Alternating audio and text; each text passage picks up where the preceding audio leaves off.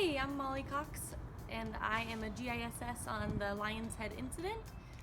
For my day job, I am a fire planner and GIS specialist for the U.S. Fish and Wildlife Service out of Portland, Oregon.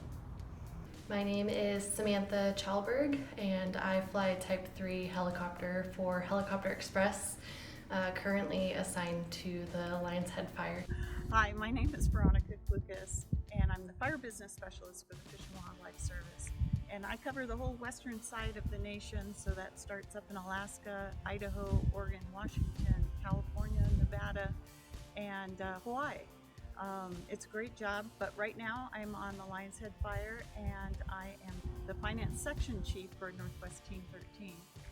Kayla Berrios, Union IHC. I got started in fire after moving from Seattle to small town LeGrand.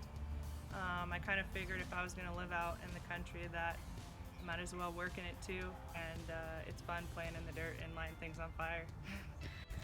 Nancy Barker, I'm Air Operations with Team 13, and I've been with the team for several years, starting first assignment out with them as an air support back in 2002, I believe. I started in Wildfire with the Department of Natural Resources in Washington State in 1984 and moved out of town and got on an engine and never looked back. Somebody once told me later that they could see how that ruined me for any other job. So I've been a firefighter since 1984. So I got into GIS because I love geography and making maps, and I also love remote sensing. I'm a remote sensing nerd at heart. So futuring out on the fire line, I am hoping to dig more into the UAS technologies. So UAS stands for Unmanned Aerial Systems Technology. And it's a blending of robots that fly in the air, but also the remote sensing sensors that are attached to those aircraft.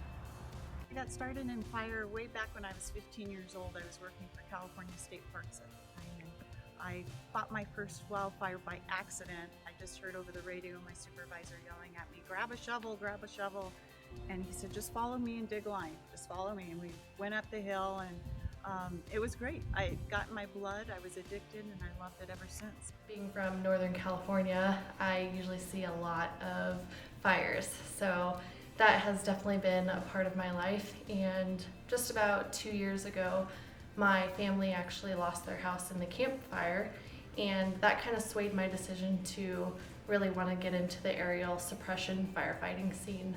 Longlining is definitely an integral part of being a wildland firefighter on the helicopter sides, and I was lucky enough to win a scholarship through the Whirly Girls, female helicopter pilots. There's one other girl on the shot crew, and she's a good friend of mine. I really like her. Susie's her name.